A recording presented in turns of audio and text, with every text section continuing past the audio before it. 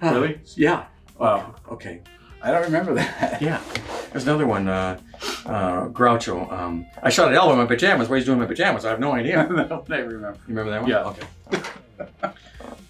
All right. All right. Hey, everybody. Hello. Hi. Welcome to another behind-the-scenes video from the Flipside Filmz Vegas team. That's right. Flipside Filmz Vegas. Haha. So you might wonder where this all came about. So initially it started with a short film, and then Ken and I met because I wrote this short film, and my buddy Bill, who's kind of one of the guys that looks for our, what's the technical name again for it, is casting director. So Bill was a kind of, he was a casting director, and I kind of labeled him that, and he took it seriously. So he knew that Kenny was an actor and that he sings and stuff, and so he had Ken come over to his house. It was the first time he'd been over to his house. Yep. And he hooked Ken and I up, and we started talking and all that stuff. I told him about the film. Well, we walked in the door. I walked in the door. I had this intent. Like, I had created my own little video series about manifesting and how you could change your life through posture is what it was called. And I had determined I was going to, on video, way ahead of time, I determined I was going to get into a short film. It was going to go to the film festival. It was going to win awards. And then I got myself ready to go out there and start networking. And I called my friend Bill because I had not been to his house.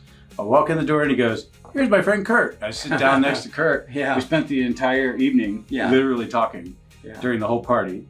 And that's when he mentioned to me that he had a script. I'm like, "I'm an actor." I was like, "Gee, Bill's being a casting director even now." Yeah, and it was perfect because the principal actor in Forgiving Retribution plays a doctor. And basically the film is about a physician who makes the wrong call, results in a 16-year-old boy passing away, and he has to learn how to live with that. It's about physician remorse and coming to grips with that, etc. He's literally haunted by this kid. And Ken actually bonded to the script for other reasons too. Immediately, as soon as I read it, it was just so close to home for me. I dealt with my mom and losing my mom to, unfortunately, to what I believe is misdiagnosis from the medical profession.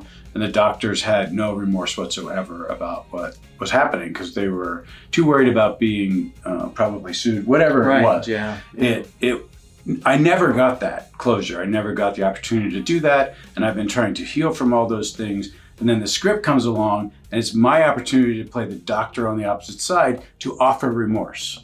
And to me, that was just like the biggest opportunity ever as a performer. And it was just no coincidence at all that it was intertwined with my life. So I said, absolutely, I can't wait to do this. It took us about a year and a half. About a year and a half. The first scene was shot up in Minnesota at my cousin's backyard on 4th of July weekend. 2024, was it? Yep. Yeah. And then we released this on YouTube in the new year, January. January, February. Early January. No, but what we did first was when we went through and finally got it all shot up and stuff, we finished it by about March, April timeframe of 2025. And then I decided I wanted to submit it to a variety of film festivals worldwide, which we did. And so we waited for a lot of these to come in, and they were coming in for over a year, or almost a year. And we won 57 international awards. We won awards in Rome, at Cannes. We won in Sydney, London, Berlin, LA, a bunch in LA, a bunch in New York's, Florida. There was just a ton of them. I won 4 Best Actor awards. Yep. You won 1 Best Actor award. I did, in Rome. I'm the Rome one. Yeah. It was awesome. I was shocked. So it had a massive response, and we realized we have something here. Something really good. So then we released it through our YouTube channel. We decided to take control of our future with it. Right. And we released that in January, February of this year. And so we want to release it to the world. So there we had that. And by June, we're well over 5,000 views. So we're taking on traction, you know. Right. But the opportunity then came because we always would start meeting at Corey's. Now, Corey's is symbolic because it is the final scene in Forgiving Retribution. Right. So once he found that and we shot there, we just kind of loved it and would gravitate to it. We'd go there and hang out. So we're going tonight. Yeah, it became like our new hangout, like our third home. Right. And we sat there and we finished the movie. Everything was done. We're like, okay, what do we do now? You know, because I was, you know, I was really serious about doing this project, and my son was here too, and he's in the film industry, et cetera, et cetera. So I had a dream of turning my upstairs. We're in my office now, and I have a 700 square feet upstairs, which is kind of storage, but it's my workout area. I have a desk up there. I literally have a bed up there. I kind of turned this into a studio for my son, hoping that he would kind of branch off and start doing his own thing. And that's why I bought booms, I bought lights, the lighting I've got. Oh my gosh, the stuff that I've got is amazing. I bought Sony FX3 cameras with anamorphic lenses. I wanted it to be very cinematic. Sound booms, the top-notch microphones, and anyway, all this equipment and stuff that I bought for just this one film and hoping my son would take it over.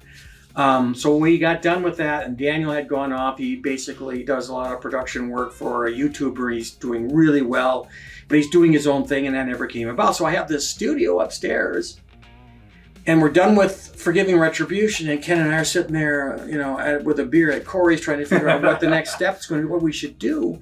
And I was like, I said, well, why aren't we utilizing our assets? He's like, what do you mean? I was like, well, we could take what we have, a location. The waiting room area that he has, in addition to the other rooms we haven't even touched yet. Right. But the waiting room itself is a location. So we don't have to pay for location. Yeah. We have equipment. We have an upstairs studio, so we can go back and forth, whatever we need to do. So we can start shooting like a series of shorts. Right, and it's a wonderful concept, a wonderful idea, because everybody sits in a waiting room, a physician's office, and you're sitting there next to people that you don't know. And I'm sure all of you have had this experience where you start talking to people and stories are told. Your life is told, you know, and it could be anything from something just funny and insignificant to something that's dramatic and very touching to the heart. So there's no end to it. Every spectrum so far, as far as. And when we kind of came up with this idea, I told Ken about this incident that happened in my waiting room where this guy just was talking to another patient, and he was going on and on about all the stuff being a stunt double for Tom Selleck and being a hedge fund manager, and then came back and was doing stand up with Robin Williams. And it was like, and he was talking to this woman, and next thing you know, this woman says, you know Robin Williams, too bad he died. You know Robin Williams? Well, I'm a medium and I can talk to him. So she does a seance in my waiting room. So, that's the first one we did. I wrote 11 scripts or 12 scripts within 2 weeks. Once we said we're going to do this, I started around. They're only like 2 or 3 pages. You know, it has to be very succinct and very punchy and very, you know, the drama or the comedy has to have it, and then it has to have a kind of like a punchline, like telling a joke or some dramatic impulse at the end that kind of brings it to an end very quickly. So that's important, because when you have 7 minutes, you have to tell an entire story. And right now, it seems like most of what everybody's craving is storytelling. They really want to understand a video from the actual story behind it and what the meaning is. So you got to get the beginning, you got your middle, you got your end where somebody learned a lesson. You have the entire arc. And you have to do it in less than like 7 or 8 minutes. So it's a true challenge, not only to the side of the camera that's videotaping everything, all of the people that are involved in that side of it, but also all of the actors have to be so point on and really good. Right, and the script has to be done well. 100%. Yeah, every word is important. So, I mean, we started off with the Confabulator, which I love that. It came out really well. Dave did a fantastic job playing. And Dave's one of my patients. I'm sure he won't mind me telling you that. But Dave is a salesman. And I just knew he could do this part because he was like, he could sell you, you know, anything. And he just did an incredible job on that. Most of the people that we have in here are not actors. They're just basically patients or their friends or their family or they're my staff. Half of my staff have been in some of this and many of the scripts.